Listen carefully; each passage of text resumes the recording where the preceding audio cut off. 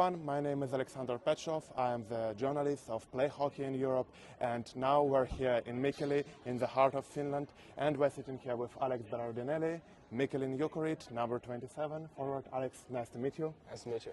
Alex, thank you for committing for this interview. Yep. We really appreciate it. How was your day? How is it going?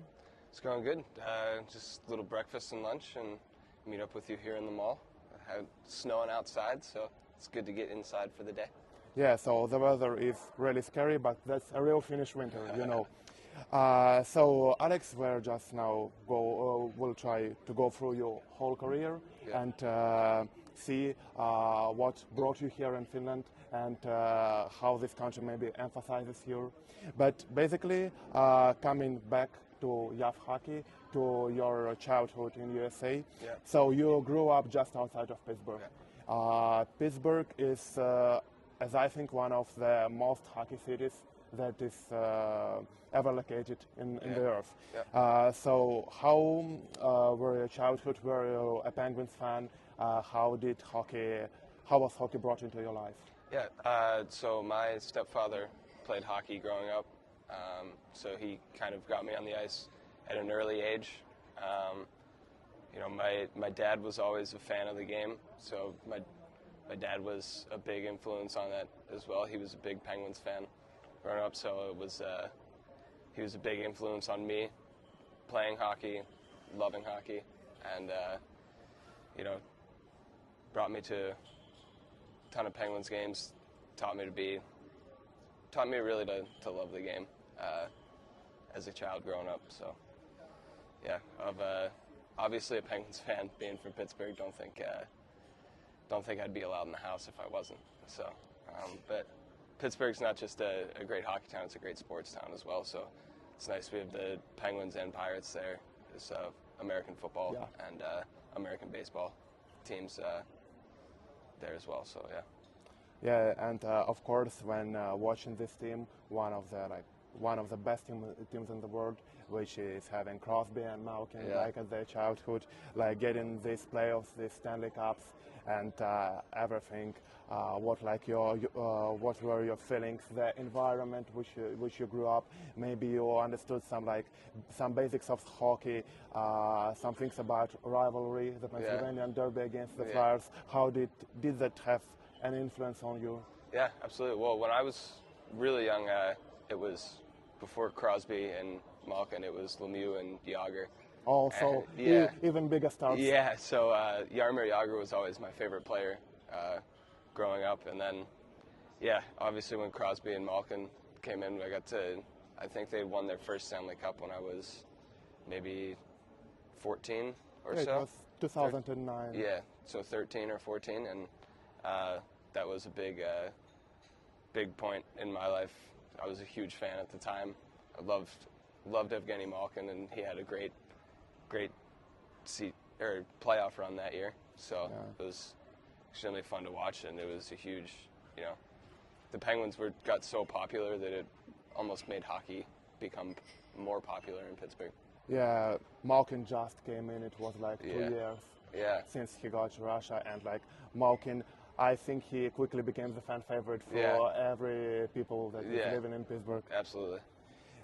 So after a few seasons of early junior hockey, you made a big step forward to NHL. Yeah. So your first big club in your career, Michigan Warriors. Yeah. So just your emotions, your feelings, what was the environment there, what is the level of the league, and you had a fantastic season in Lone Star Brahmas, as I tell correctly.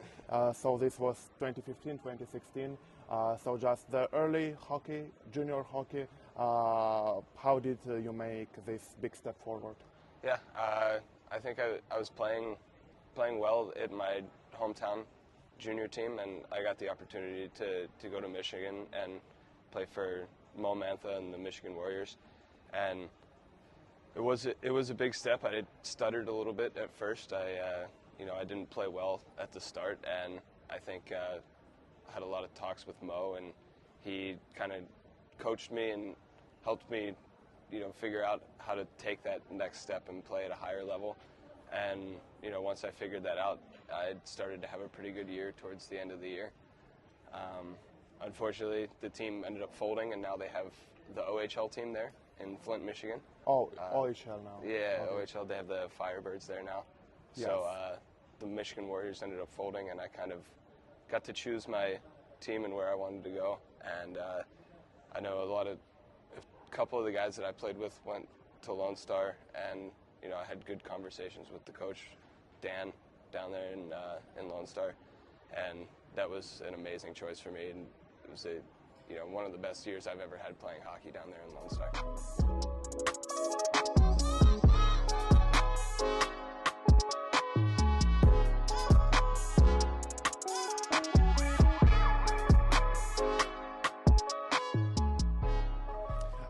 So Alex, you already mentioned moving to Michigan Warriors.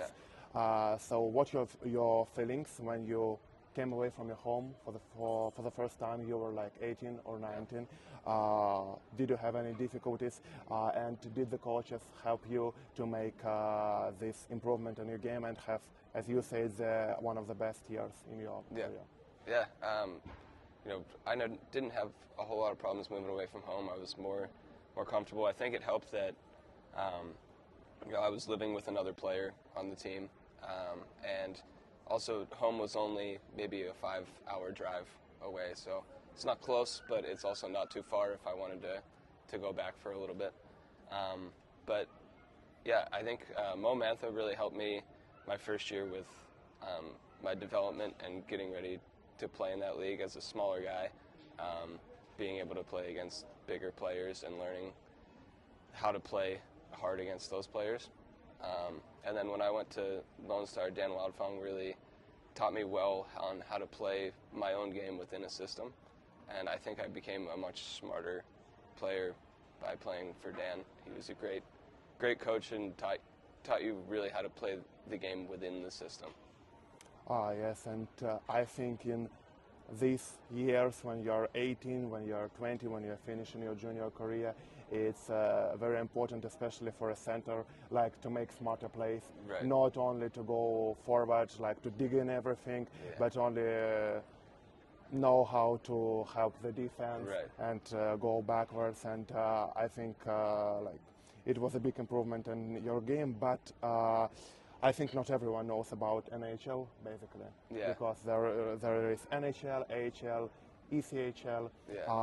Maybe you can tell some words about this league and how did you play there? Is there the same format of the season and these things? The ECHL? NHL. NAHL? Yeah. So it's, like you said, you play from 16 to 20. I think they play about 56 games or 60 games maybe? 56. 56? It's a lot. Yeah. In America, there is like a big season for everyone. It doesn't matter if you're at the top level in the NHL or in the bottom leagues. Yeah.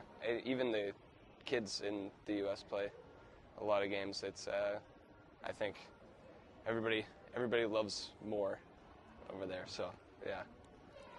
Yes, so you already mentioned your fantastic season with Brahmas in the 2016. After that, you have made a move to Colorado College. Yes. So how did you make that decision?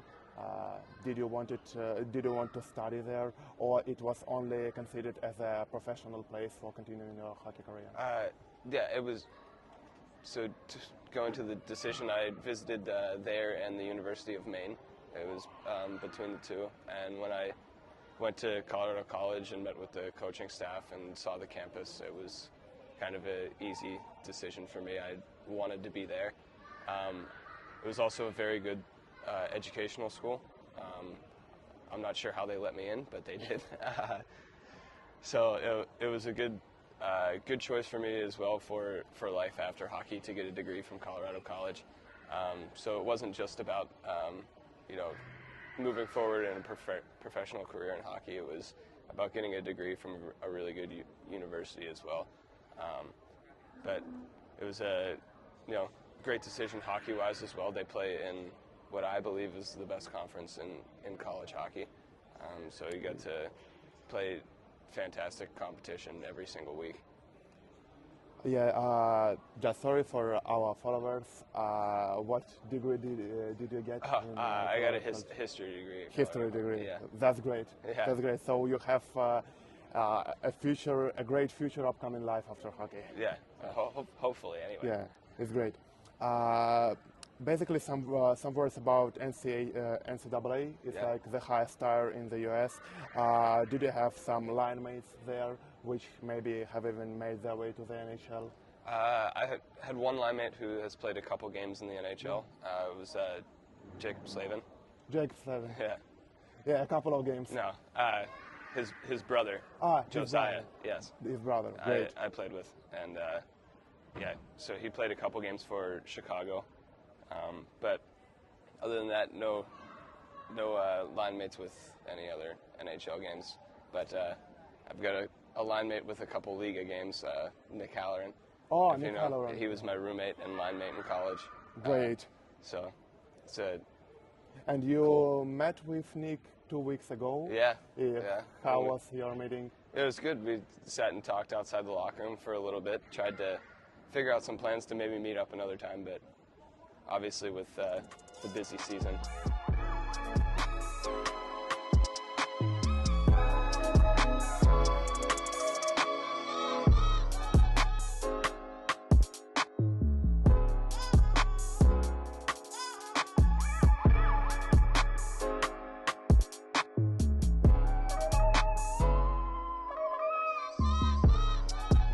He has already became the champion last year with Opera. But coming back to the Colorado College, you have received a captaincy at your 4th year. How did that influence you? What steps or actions did you take in yourself personally to become a leader? Because a captain of a college team is like a very serious achievement. Yeah, it was a very big honor. I think it was such a big honor for me just because the team voted on it. So, having my peers vote for me was a big deal. But I don't think I ever really took massive steps or tried to be anything more than just myself. And I think that's a really important thing, that people see that I was just myself and very honest and open, and I think that that goes a long way with people, and I hope that's what everybody sees in me when I walk into the locker room and can follow that. Yes, and when you were finishing the college, the COVID-19 pandemic came. Yeah. It was that year, and how did you manage to balance the finishing of the university, like the thesis, and the captaincy of a college team? How did you manage to prepare yourself from this daily practice, traveling and studying? Yeah, it was tough because the season ended while we were on the bus on the way to playoffs. So it was kind of, we were getting ready to go play, and all of a sudden the world shut down, right? And my college career was over. So it should have been such a pity. Yeah, it was unfortunate. And then we were told to go home for 2 weeks, and everything would start back up again, and it never did. So it just kind of, lost my whole senior year of college, which is supposed to be, one of the fun times, hanging out with friends and everything. And you had a good team there. You had them all the way to the playoffs. Yeah. So, but just balancing that with, classes. We were taking classes online and everything. It was a weird time, but happy to get through it and move on. And they didn't make any of the results, or were the results made basis on the regular season, or was just the season cancelled? Yeah, it was just the season was canceled. There was no national champion or anything. It was just everything stopped there, and season was over. So it was unexpected and unfortunate that I didn't know that my last college game was going to be my last college game, right? Yeah, and especially when you said coming in a bus, it is like a very weird situation to be in. It was extremely weird, yeah. After the university, you had a choice wherever to go. And did you have any thoughts on quitting hockey and going to the history field, or never? Not immediately. I wanted to at least try playing professional hockey first, so that was my first thought, was to sign professional, and I luckily had an opportunity to do that and go into the East Coast Hockey League. But that first year playing in the East Coast League was also the height of COVID, so everything was much different and much more condensed because there were fewer teams, and fewer AHL teams were playing, so they were sending AHL players down to the East Coast League. So the level was basically very strong in the championship that year. Yeah. So it was tough. I was, going between teams a lot, getting, released from teams, going to another team and getting released and going back and forth. So it was at that point where I thought about maybe giving up hockey and starting to get into the history field or get a job. But luckily my coach from Lone Star, Dan Wanfong, helped me out tremendously and talked with coaches that he knew and helped me to get on a team for the end of the season that year. And yeah, you had like a lot of ECHL teams for 2 years. Yeah. So he was able to help me out and talk to people and at least keep me playing during a COVID year where a lot of people weren't able to play professional hockey. Yes, and as I understood already, Dan played a big part in your professional career. Huge career. Yeah, that's great. One of my friends from the US told me that the East Coast Hockey League is a mid-grinder.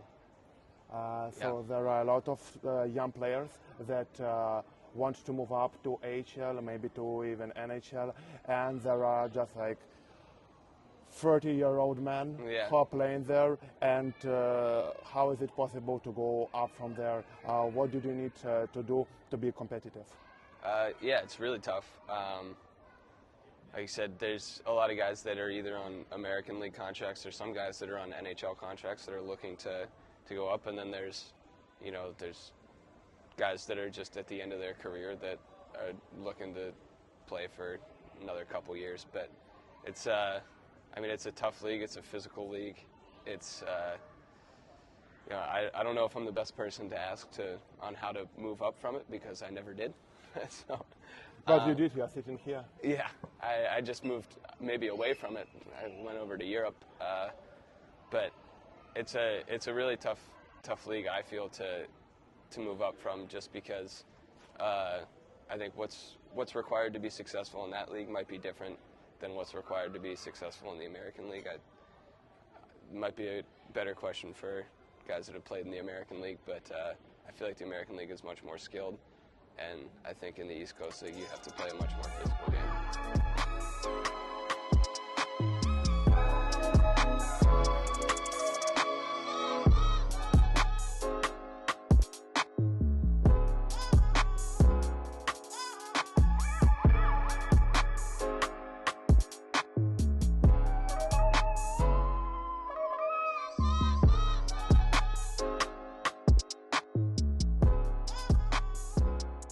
Yeah, Max Ellis has told me the same about the AHL. Speaking about the ECHL, do you think there is a chance for a young player to go upper when starting in ECHL? Yeah, absolutely. I think especially for young players, you have a much better chance. I think for me, when I was there, I was already 24 coming out of college, 25 maybe. So I think the opportunities are more there for younger players. For an older guy like myself, I don't think there was as much opportunity. But for a young player playing in the East Coast League, there's definitely a ton of opportunity. American League teams are always looking at you.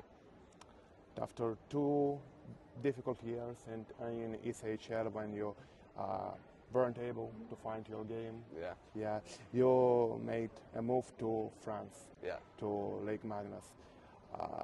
So how you made this decision, and maybe if it's possible to tell us some news, how did you receive the contract? Did your agent talk to Mulhouse?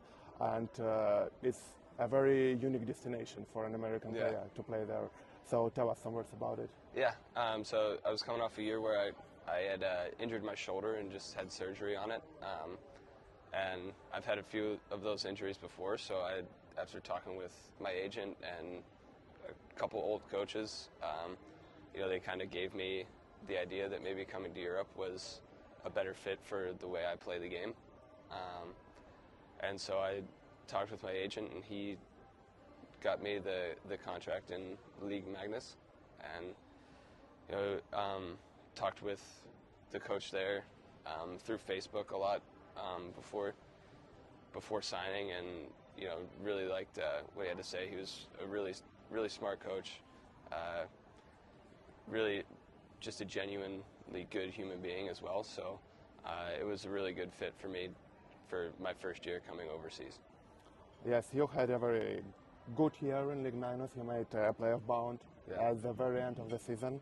But tell me, what is your experience on and off the ice in France? Because France is not known as a hockey nation. No, I don't think it's I don't think hockey's their favorite sport, but they definitely have. There's definitely a lot of hockey fans there. We had great fans in Mulhouse, and there's a lot of places like Grenoble and Angers and Rouen that have a great fan base as well. So I don't think you could say it's not the top sport there, but they have some very passionate fans as well. And why France? Had you any other offers from anyone else, or was it just the only choice? It was partially my only choice, and I think they were in talks with other teams, but that was the only team that had a physical contract offer to me. So that's pretty much why. And it was very challenging, I guess, to move to another continent. But everyone who I'm talking to says that here in Europe it is much more skilled hockey. That it is not just chip and chase, dump and chase, go to the pack. It's much more skilled. So what can you tell about the level of league in France there? How do they play there? Yeah, I think it was a good introduction into European hockey, or at least maybe Finnish hockey, because there was a little bit of the North American style chip and chase, but also a lot of skill and puck possession, like how we play here in Finland. So it was maybe like warming me up to Finnish style hockey, because it had a little bit of an American feel with some chip and chase, but also a lot of skill and puck possession plays as well. After 1 year in Mulhouse, you have made a bound to ECHL. Was it shocking? Yeah, a little bit. It's definitely once it started snowing and getting cold, it was a culture shock for me. Yeah. So how the agent have talked to Marco? So my agent talked with Marco and sent some film, and I had a couple phone calls with Marco, and he talked to me about what he saw my role as on that EPECO team, and it just seemed like a really great fit, and that's why I wanted to sign there. It was scary, very north of Finland. Yeah. What were your thoughts going there? It's like, for me, it is like a cultural shock to be here. But you find some relations with Marco as the season started. You get going, you have got the first place in the regular season, you had a tremendous year out there. How did you find the chemistry in this team? Did you make friends with anyone, with Ludwig Persson, with whom you're now continuing in Jukurit? So how did you find the chemistry? Yeah, I think it helped that there was another American on the team as well, and Marco speaks very good English, so it helped make the transition really easy. And then, obviously made really good friends with Ludwig Persson. He's one of my best friends here, and you know, it made it very easy for, I think, the both of us that, you know, we had somebody to talk to in the locker room every day, but also made some good Finnish friends as well, like Arula that is here, and a few guys that, you know, are still on ECHL that are still really good friends. That, you know, it made the transition for me very easy. But it's of course very good. But what can you tell about Iisalmi as a city? It's very north. It's a very little city, considering to Mikkeli, considering to, of course, Pittsburgh. Yeah. How was it living there?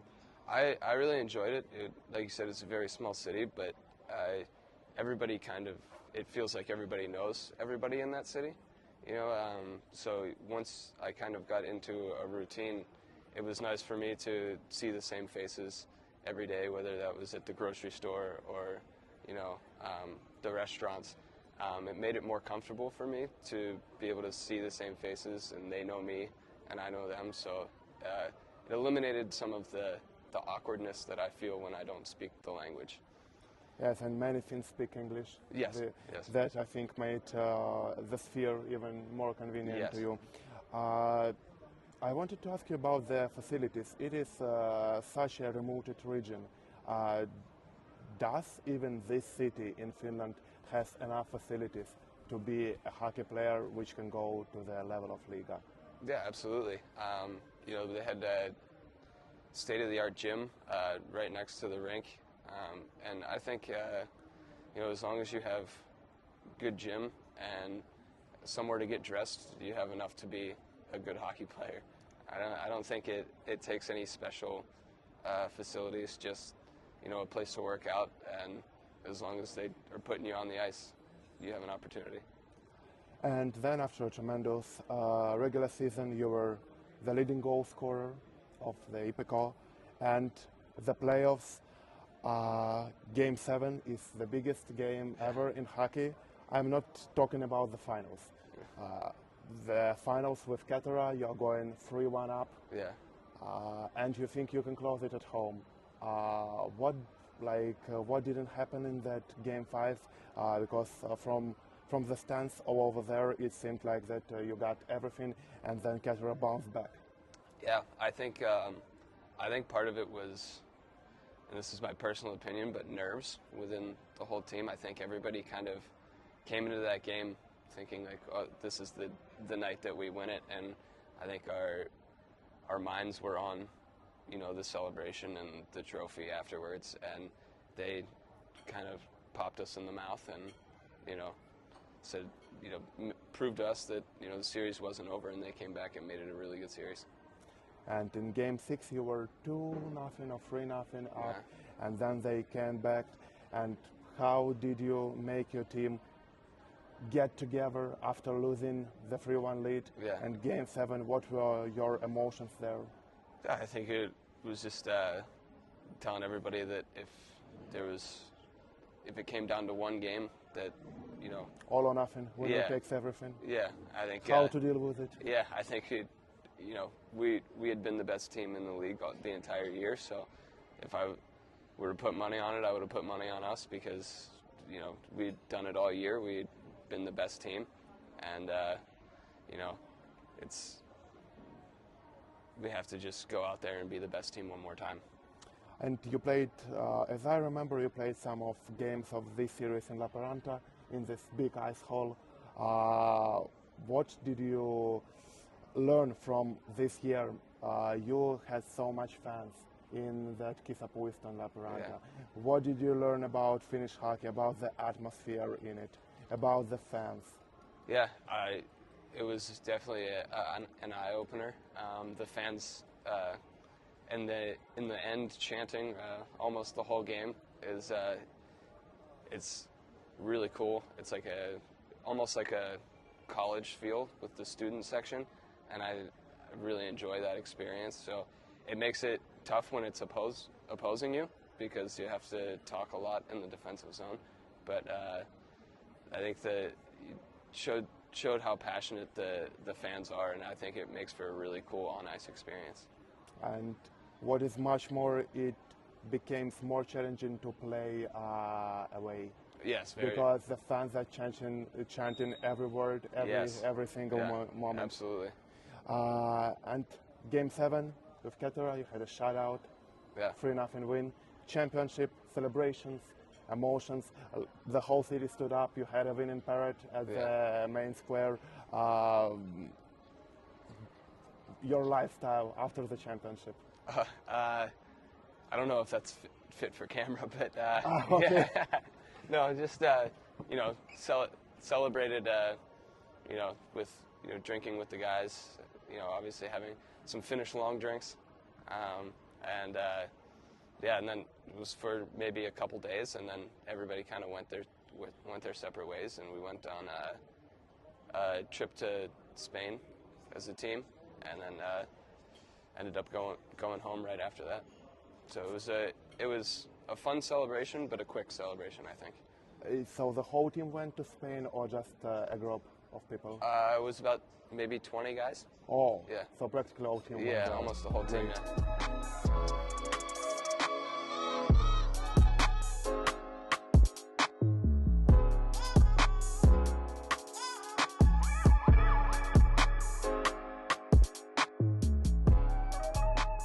How did you become the member of Jukurit? So did you thought that 1 year in ECHL and you're going to transfer to Liiga, or has it just happened simultaneously? Yeah, I didn't really have any thoughts about what was going to happen after ECHL, but after the season, Jukurit had offered me a contract, and obviously I have the familiarity with Marco from playing with him, and I enjoyed playing with him. I think he's a great coach. He knows my game really well. I know what he expects from a player and from me specifically. So, it was a really good opportunity for me to move up to a great league with a coach that I believe in and that I feel believes in me. And I think that was a huge part of it.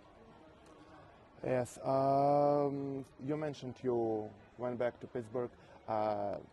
Did you understand that the level of Liiga will require much higher than it was in Mestis? Did you change your training approach for summer? Yeah, absolutely. We talked earlier about how I know Nick Halloran, and I know how good of a player he is, and so I knew that coming to this league I would have to compete with players like that on a daily basis. So the training definitely increased, and I took a lot more time in the gym and a lot more time in conditioning. And here in Finland, what is worth mentioning, the team is gathering in July, so 1 month before the season, even 2 months after the season. And in America, everyone is gathering 2 weeks before the first game. Which way is more convenient to you? Well, more convenient would be probably the meeting just 2 weeks before the season, but what is better for you as a hockey player is probably what goes on here, where everybody meets up end of July, very earlier before the season. I think it's better for the team, and it's better for you personally as a hockey player. But as far as convenience, it's always everyone a little talks more about it. Everyone talks the same, absolutely the same thing. But after all the preparations, you had a very tough start of the season. Did you know about the story of Jukurit last year? They had such a tremendous year last season with going to the playoffs and just missing by an Irish on the semifinals. Yeah. Did you know about this, and how was the environment in your team when you came? Yeah, I had kind of kept an eye on Liiga last year, so I knew how well Jukurit had done, and I think the team's attitude was very positive. I think everybody was excited for a new challenge, a new opportunity in this new season. Obviously not the start that we expected or that we want, but I think everybody has a good attitude about trying to work through it, and that's the most important thing, is that you come every day with a good attitude, trying to work through whatever you're going through. And you have here like a North American brotherhood.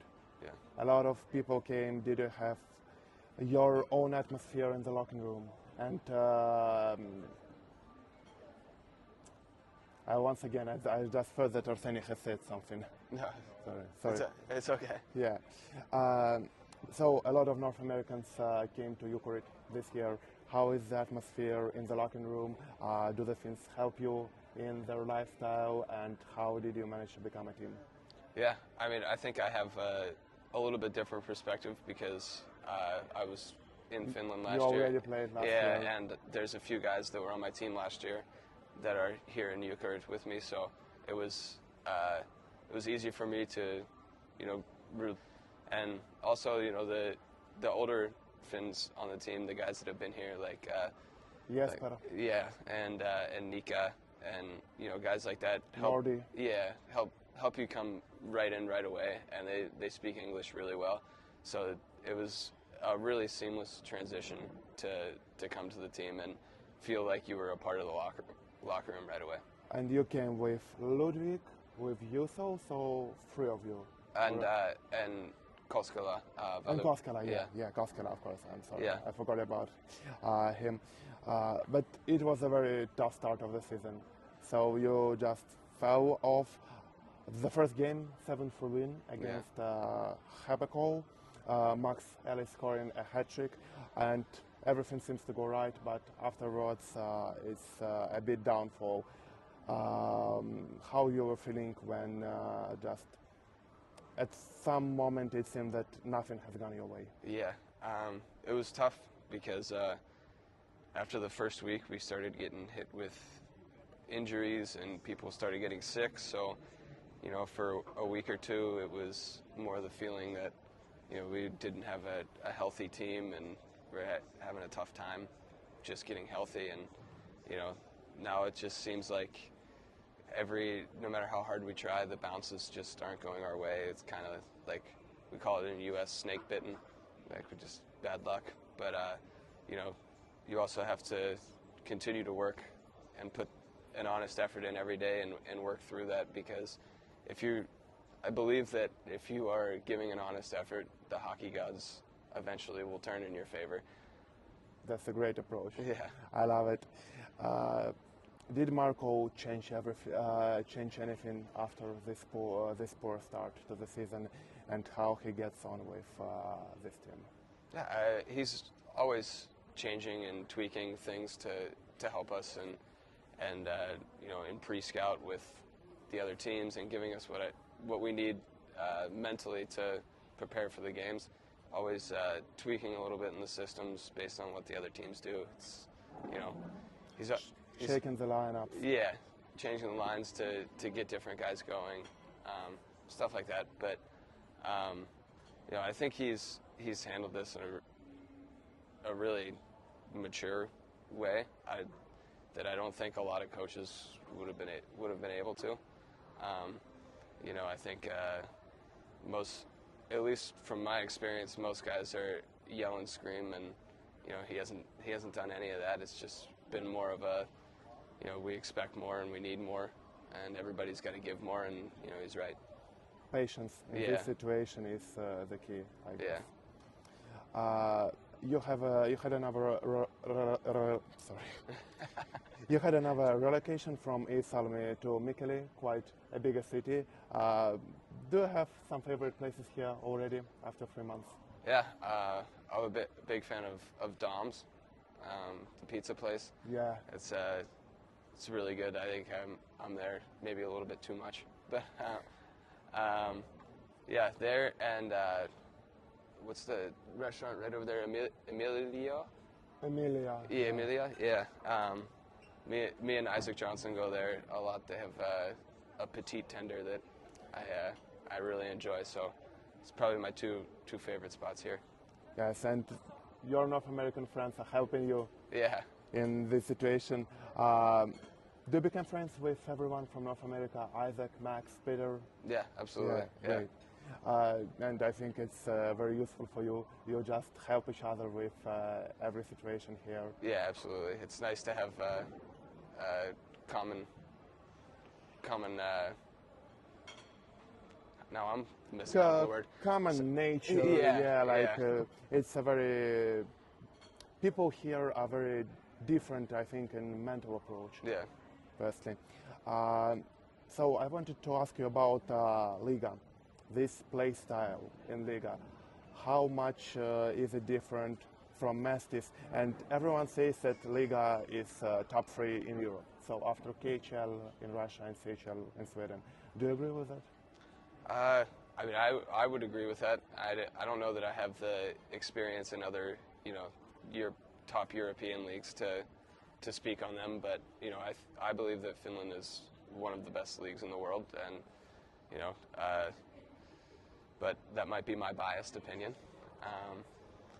Yeah, I think as far as going from Mestis to Liiga, there's a lot more skill, obviously, but there was still a lot of skill in Mestis too. So, but I think here it's faster, not only with speed but the way you have to think the game. You have to think the game a lot faster, and so to be able to have that skill and play at that speed and think the game that fast it's a very tough challenge. I think that's probably the biggest difference from Mestis to Liiga, is being able to think the game that fast while still playing with that much talent. And from my personal opinion, I think Liiga changed in the last 2-3 years to the better, because the Liiga has become younger, yeah, and a lot of skillful players are playing there. Maybe even last year's here before going to America, like Aaron Kiviharju from ECHL, yeah. He was drafted by the Wild, I Right. guess. Yeah, and the level is going up. Yeah. Do you have these feelings when it goes up from Mestis, then a big step forward to Liiga, Yeah. and the adaptation to this new style? Yeah, it was a good thing that we came early, because it took me a few of the preseason games to really get used to the speed and adapt to the way I needed to play, and the speed and with what I needed to do to be successful here. But you can definitely see the young talent in this league is really incredible. There's a lot of really good young players that playing with and against that are making a name for themselves in this league. And the speed, which is increasing as much as the young players came here. Yeah. Absolutely. Yeah. So what do you think is the potential of Jukurit and goals for the rest of the season? Do you think there is still chance for playoffs? Absolutely. We better think there's still a chance for the playoffs. Otherwise, I don't know what we're doing. But I think at this point we have to look at every game as a step at a time, and just continue to focus on the challenge in front of us. And I think that's how you start successful seasons and successful winning streaks. And to get to where we want to be, we have to just take it one step at a time and focus on the next game, the next shift, the next period, and not get too carried away with standings and points and everything, and just focus on one game at a time. And this international break can help. Yeah, you have absolutely a 2 weeks off. Just like I think in this season has also been the lack of momentum. Yeah. You just haven't got anything that would boost which will give a boost to the team to go forward. Yeah. Alex, I wanted to ask you about the level of Liiga. As you see, the level is very competitive here. Yeah. For example, Lahti Pelicans, they were in the finals last year. Now they're struggling for a playoffs. And Kiekko Espoo, the newest team in Liiga, which is now fighting for the lead in the championship. Yeah. So do you think it's good for the league when the teams are so competitive and the teams can be very, very even compared to each other? Yeah, I think it's always great for the league whenever you have competitive nature like that, and it makes it good for the fans as well. Makes it tough on the players, because there's no nights off. You have to show up and be your best every single night. Otherwise, any team can beat anybody. So it's fun and it's competitive, and I think that's good for every league. And I also wanted to mention the fans here in Mikkeli. Yeah. they're enormous every game. Yeah. The fan stand is full every game. How does it help? Because all the players who play there last season, especially in the playoffs, there was a huge boost for everyone. Yeah. Yeah, I mean, it's an enormous help. I think it gives us great advantage on home ice, and you know, it helps us when, you know, we get a little bit of momentum and you hear the fans chanting. I think it starts to swing momentum in our favor. I think they're a huge help to us, and they've been great even with us struggling here early in the season. They still come out and support and have been cheering as loud as they were the first game, and it's I think that helps the confidence of the team to know that we still have fan support even when we're struggling a little bit. And it's very different to North America when I don't think you have a lot of fan stands there. So like no.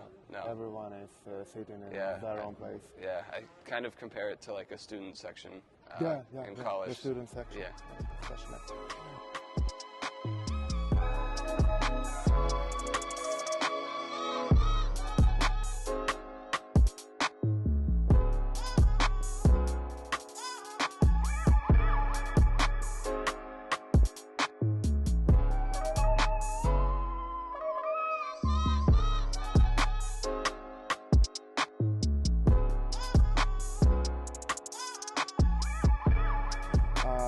So, if you had to describe the experience of playing hockey here in Europe, you can mention both France and Finland. What would be an advice to a player back in North America, which maybe is considering to come here or is afraid of going over to another continent? What an advice can you give to him? I would tell them, I would tell any player that's thinking about coming to Europe to do it. I think it was the best decision I made for my career, and it was, you know, I think it's a great experience to come and experience different cultures, and especially here in Finland, everybody is so nice and welcoming that it makes it extremely easy to be here. You don't even though you are a foreigner, sometimes you don't feel like one because everybody welcomes you so well here in Finland. Yes, so now we have some Blitz questions. All right.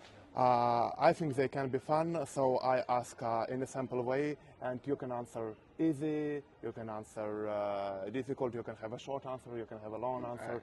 Right. So starting from on now. You're from Pittsburgh. You can play on a line with only one. Sidney Crosby or Evgeny Malkin? Who are you choosing? I think I'll play with Crosby. I think he'll make the game a little bit easier for me. They're both going to make it easy, but I think Crosby will make it easier. But for Gina, you will need to make a pass and he'll score from anywhere. He'll score from anywhere. I think Crosby will get me the puck, but I have to get Gina the puck. And Sidney will get you the puck just like to the net, and you'll have... Just stand there and he'll bank it off my shin pad. Yeah, to have a small tip in, and that's it. Score or pass? Pass. So if you're in the game 7 of a playoffs, you're going 2-on-1, you will pass. Oh, it depends. Yeah, it depends, but I'm always looking pass first. Shoot is second. Your favorite line mate throughout your career? Throughout my career, I think Ludwig in Alger last year, yeah. One-timer from the slot or breakaway goal? Breakaway. I don't have a good one-timer. Okay, score a breakaway in overtime or the winning goal in the shootout? Overtime. Overtime. Considering bad situations, have your stick break on a breakaway? Oh, God. Or a trip over the blue line which leads to offside and disallowed goal? She's giving me nightmares in here. Yeah. I think I'd rather have my stick break than trip on the blue line. I think the trip on the blue line's more embarrassing. Much more? Yeah. Your favorite on-ice exercise? On-ice exercise? On-ice exercise. I think doing a 3-on-2 drill. 3-on-2. Yeah. Not 2-on-1s, 3-on-2. No, 3-on-2s. Yeah. 3-on-2s, why 3-on-2s? It's less pressure than 2-on-1. I think there's more more plays that you can make. 2-on-1s, there's kind of, only just the back and forth, but you can be more creative with 3-on-2s, I think. Your least favorite exercise on ice? Oh, Marco has a drill called Rafalski. That it's a one-on-one, and then the players that play the one-on-one have to back check the next one-on-one, and it just goes back and forth. I think that's my least favorite drill. So it's very challenging. It's very hard drill, a lot of cardio. You're very tired afterwards. And you're going right after the next one. Yeah, and it's, continuously. Going round and round. Yeah. Going to the gym, front squats or bicep curls? Bicep curls. Bicep curls. Bench press or treadmill? Oh. Depends how fast am I running on the treadmill. Okay. Cardio or legs? Legs. You have been long here in Finland already. Your favorite Finnish food? I like reindeer. What? Sorry? Reindeer? Oh, reindeer. Yeah, that's great. Yeah. You're the coach that has made the biggest impact on your career? My career would be Dan Wildfang. Yes. So, what's your favorite Finnish word or expression? Which have you used over here? The one I learned from a song. I hope it's not swearing. No, there's no swearing in it. It's. I have to just explain how I learned it. It's in a song that the guys would play in the locker room all the time. It's Koske Tamoa. Yeah. And I didn't know what it meant for the longest time until someone said it meant touch me. But that was an expression that I used a lot just because I was singing it a lot. Your funniest locker room moment in your career? My career? Yeah. I think when I was younger, we pulled a prank on some guys where we taped all their hockey gear together to make it look like a person.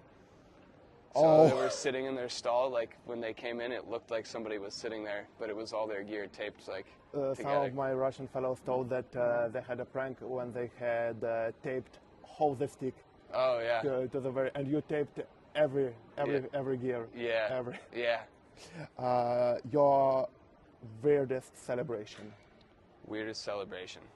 I think I scored a goal once and went to celebrate and fell. Also this year I dropped my stick on the first goal, so that was a weird celebration.